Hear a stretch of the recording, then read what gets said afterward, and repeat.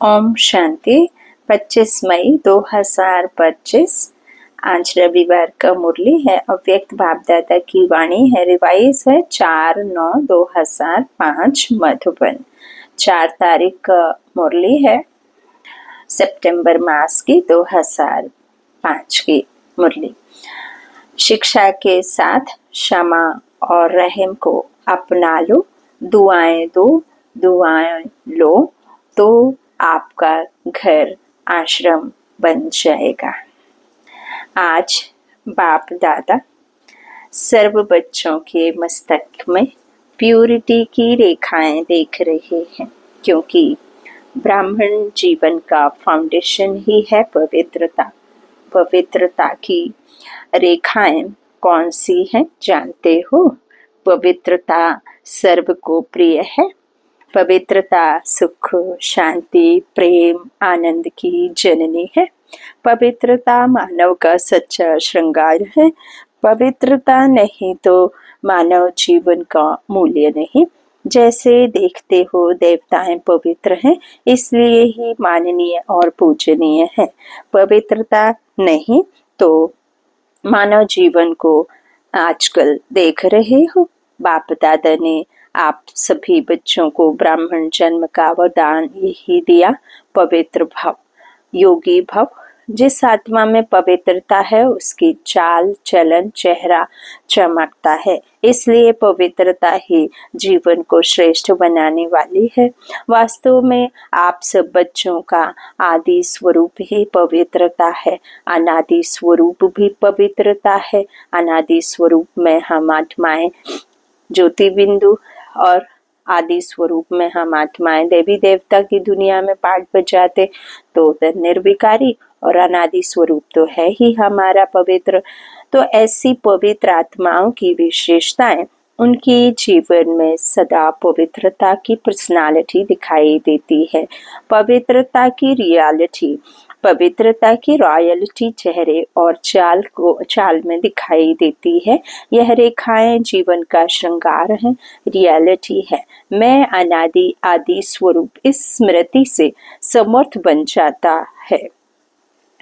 Royalty है, स्वयं भी स्वामान में और हर एक को स्वामान में रहते सम्मान देकर चलने वाला।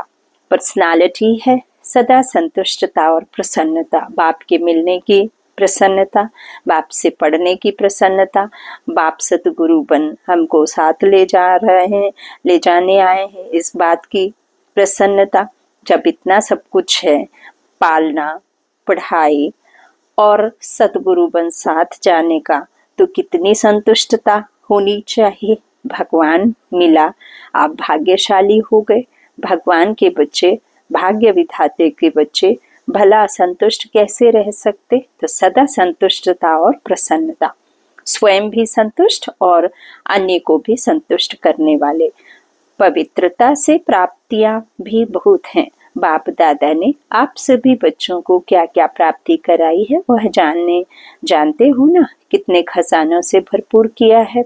अगर प्राप्तियों को स्मृति में रखें तो भरपूर हो जाए। सबसे पहला खजाना दिया है ज्ञान का खजाना, जिससे जीवन में रहते दुख शांति से मुक्त हो जाते। व्यर्थ संकल्प, नेगेटिव संकल्प, विकल्प, विकर्म से मुक्त हो जाते। अगर कोई भी व्यर्थ संकल्प या विकल्प आता भी है तो ज्ञान के बल से विजयी बन जाते हैं। दूसरा खजाना योग, याद योग, जिससे शक्तियों की प्राप्ति होती है।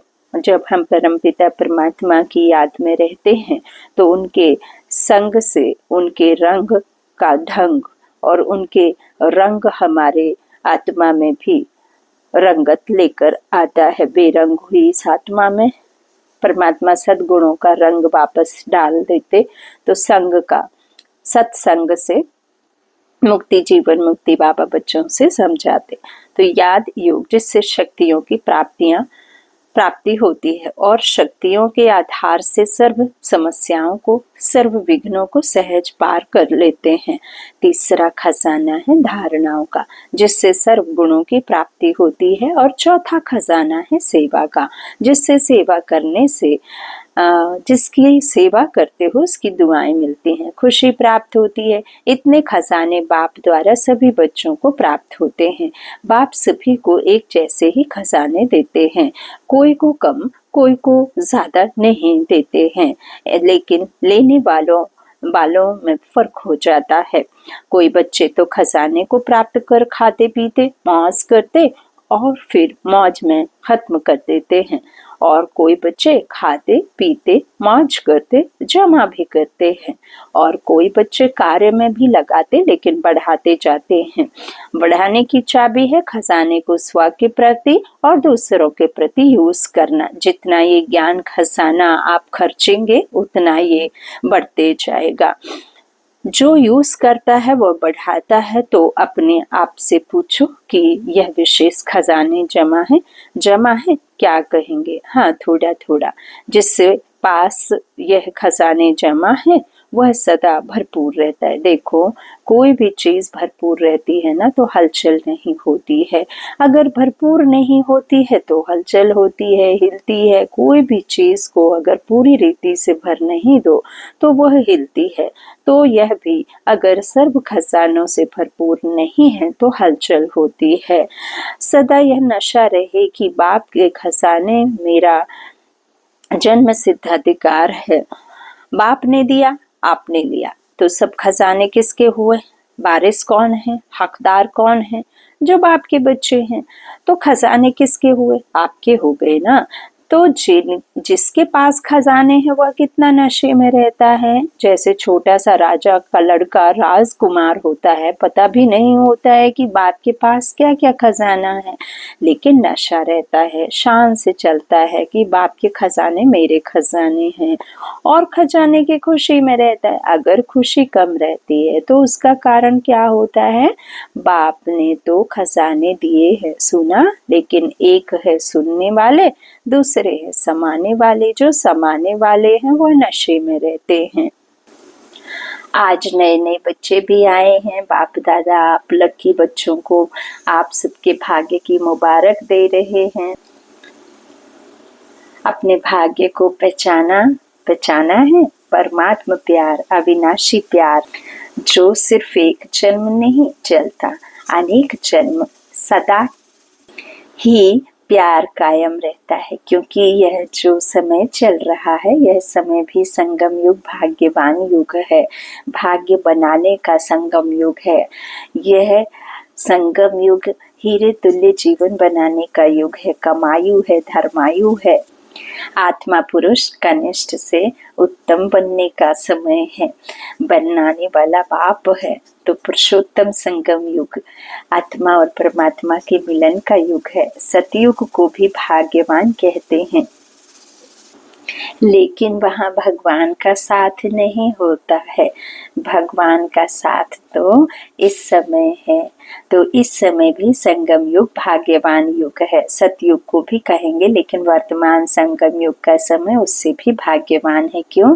इस संगम युग में ही बाप द्वारा अखंड भाग्य का वरदान वर्षा प्राप्त होता है। तो ऐसे संगम युग में भाग्यवान समय में आप सभी अपना भाग्य लेने के लिए पहुंच गए हो। बाप दादा बच्चों को बहुत एक सहज पुरुषार्थ की विधि सुनाते हैं। सहज चाहते हो ना, मुश्किल तो नहीं चाहते हो ना। तो इन बच्चों को, पुरानों को तो भाग्य की सहज विधि मिली है ना। सबसे सहज और कुछ भी नहीं करना, सिर्फ एक बात करना। एक बात तो कर सकते हो ना, हाँ करो या ना करो, कहो हाँ जी। तो सबसे सहज विधि है, अमृत वेले से लेके सबको जो भी मिले उससे दुआएं लो और दुआएं दो। चाहे क्रोधी भी आवे लेकिन आप उसको भी दुआएं दो और दुआएं लो, क्योंकि दुआएं तीव्र पुरुषार्थ का बहुत सहज यंत्र है। जैसे साइंस में रॉकेट है ना, तो कितना जल्दी कार्य सहज कर लेता है, ऐसे दुआएं देना और दुआएं लेना यह भी एक बहुत सहज साधन है आगे बढ़ने का। अमृत वेले बाप से सहज याद से दुआएं लो और सारा दिन दुआएं दो और दुआएं लो। यह कर सकते हो। यह दुआ देना और लेना इस संसार में हर एक मनुष्य, हर एक व्यक्ति, हर एक मनुष्य आत्मा के पास में ये पावर है, क्योंकि दुआएं तो दे सकते हो ना, कुछ नहीं कर सकते तो दुआएं दोगे तो दुआएं मिलेंगी, दुआएं डबल हो जाएंगी, खाता जमा होता जाएगा। कर सकते हो तो हाथ उठाओ। कोई बद्दुआ दे तो क्या करेंगे? आपको गंदगी पसंद है, आपके घर में कोई कचरा डालेगा तो आप उस कचरे को बाहर करेंगे कि नहीं करेंगे? करेंगे ना। तो आपको बार बार तंग करे तो देखो, आप परमात्मा के बच्चे, दाता के बच्चे, दाता हो ना, मास्टर दाता तो हो। तो दाता का काम क्या होता है? देना। तो सबसे अच्छी चीज है दुआएं देना, कैसा भी व्यक्ति हो, लेकिन है तो आपका भाई बहन। परमात्मा के बच्चे तो भाई बहन हो ना। आप स्टेज पर हो तो ड्रामा में हो, स्टेज के पीछे तो आप एक पिता के बच्चे हो ना। तो परमात्मा का बच्चा है, मेरा ईश्वरीय भाई है, ईश्वरीय बहन है। उसको क्या देंगे? बद्दुआ देंगे क्या? कभी बाप कभी बद्दुआ देता है? हाँ, देगा? देता है? हाँ या ना? हाँ ना करूं, बहुत खुश रहेंगे। क्यों? अगर बद्दुआ वाले को भी आप दुआ देंगे, वह दे ना दे, लेकिन आप दुआ लेंगे तो दुख क्यों होगा? हाँ, बाप दादा आप आए हुए बच्चों को एक वरदान देता है। वरदान याद रखेंगे तो सदा खुश रहेंगे। वरदान सुनेंगे? वरदान है, अगर आपको कोई दुख दे तो भी आप दुख लेना नहीं। वह दे लेकिन आप नहीं लेना, क्योंकि देने वाले ने दे दिया, लेकिन लेने वाले तो आप हो ना। देने वाला लेने वाला नहीं है। अगर वह बुरी चीज देता है, दुख देता है, शांति देता है, तो बुरी चीज है ना। आपको दुख पसंद है? नहीं पसंद है ना। तो बुरी चीज हो गई ना, तो बुरी चीज ली जाती है क्या? कोई आपको बुरी चीज दे दे तो आप ले लेंगे? नहीं लेंगे। तो लेते क्यों हो? लेते हो ना। अगर दुख लेते हो तो दुखी कौन होता है?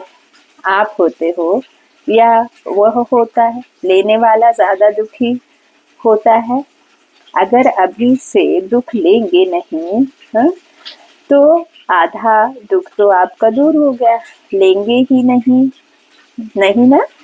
और आप दुख के बजाय उसको सुख देंगे तो दुआएं मिलेंगी ना, तो सुखी भी रहेंगे और दुआओं का खजाना भी भरपूर होता जाएगा। हर आत्मा से कैसी भी हो, आप दुआएं लो, शुभ भावना, शुभ कामना रखो। कभी कभी क्या होता है, कोई ऐसा काम करता है ना, तो कोशिश करते हैं शिक्षा देने की, इसको ठीक कर दो। शिक्षा देते हो, शिक्षा दो, लेकिन शिक्षा देने की सर्वोत्तम विधि है कि क्षमा का रूप बन के शिक्षा दो। सिर्फ शिक्षा नहीं दो, रहम क्षमा भी करो और शिक्षा भी दो।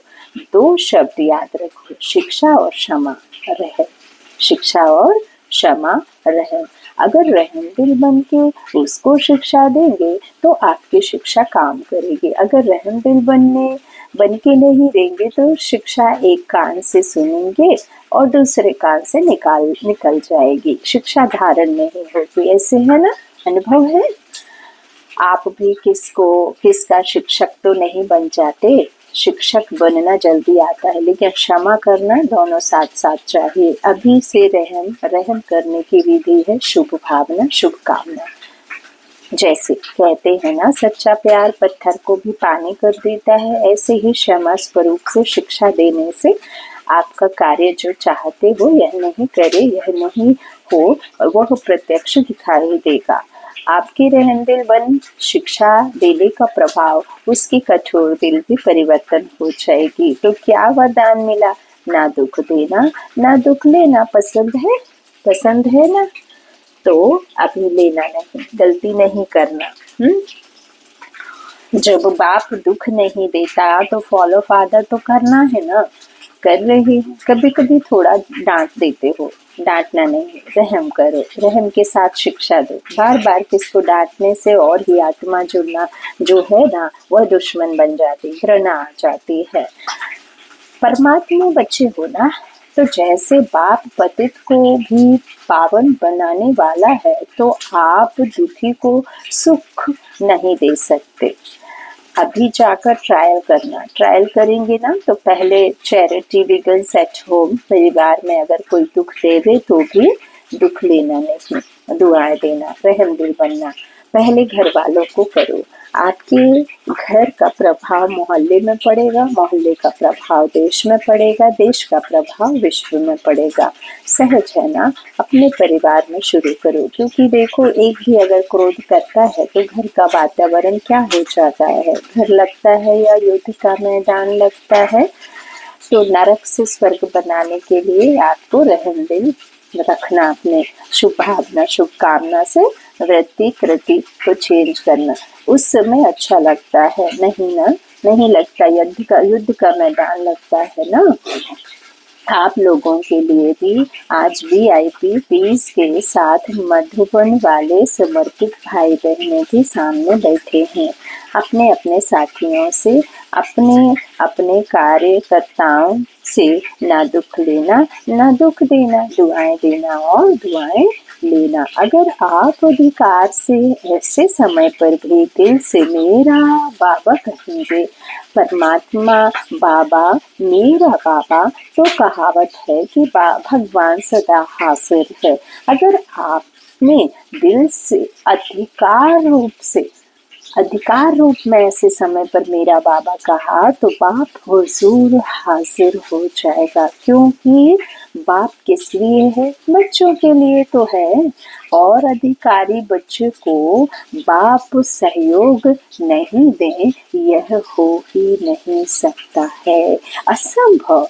तो परिवर्तन करके जाना, जैसे आए वैसे नहीं जाना, परिवर्तन करके ही जाना। क्योंकि देखो इतना खर्चा करके आए हो, टिकट तो लगी है ना, हाँ? खर्चा भी किया, समय भी दिया, तो उसकी वैल्यू तो रखेंगे ना। तो वैल्यू है स्व परिवर्तन से पहले घर का परिवर्तन, फिर विश्व का, देश का परिवर्तन। आपका घर आश्रम बन जाए, घर नहीं आश्रम। वैसे शास्त्र भी कहते हैं गृहस्थ आश्रम, लेकिन आज आश्रम नहीं है, आश्रम अलग है, घर अलग है। तो घर को आश्रम बनाना, दुआएं देना और लेना, यह आश्रम का कार्य है। आपका घर मंदिर बन जाएगा। मंदिर में मूर्ति क्या करती है? दुआएं देती है ना। मूर्ति के आगे जाकर क्या कहते हैं? दुआ दो, मर्सी मर्सी कह के चिल्लाते हैं। तो आपको भी क्या देना है? दुआ, ईश्वरीय प्यार दो, आत्मिक प्यार, शरीर का प्यार नहीं, आत्मिक प्यार। आज प्यार है तो स्वार्थ का प्यार है, सच्चे दिल का प्यार नहीं। स्वार्थ होगा तो प्यार देंगे, कुछ मिले, स्वार्थ नहीं होगा तो डोंट केयर। तो आप क्या करेंगे? आत्मिक प्यार देना, दुआ देना, दुख ना लेना ना दुख देना। देखो आपको चांस मिला है, बाप दादा को भी खुशी है। इतने जो भी सब आए हैं, भारत के करीब 250 VIP रिट्रीट में आए हुए हैं। इतने घर तो आश्रम बनेंगे ना, बनाएंगे ना पक्का, कि थोड़ा थोड़ा कच्चा। जो समझते हैं कुछ भी हो जाए, थोड़ा सहन तो करना पड़ेगा। समाने की शक्ति कार्य में लगानी पड़ेगी, लेकिन सहन शक्ति का फल बड़ा मीठा होता है। सहन करना पड़ता है लेकिन फल बहुत मीठा होता है। तो जो पक्का वायदा करते हैं, घर घर को स्वर्ग बनाएंगे, मंदिर बनाएंगे, आश्रम बनाएंगे, वह हाथ उठाओ। देखा देखी में नहीं उठाना, क्योंकि बाप दादा हिसाब लेगा ना, फिर देख कर नहीं उठाना। सच्चा सच्चा मन का हाथ, मन से हाथ उठाओ। अच्छा दादियाँ, इनको इसकी क्या प्राइस देंगे? हाँ बोलो दादी, इतने मंदिर बन जाएंगे तो आप उनको उसको क्या प्राइस देंगी? अपने घर वालों को ले आवे, यह तो प्राइस नहीं दी, हाँ, यह तो काम सुना दिया।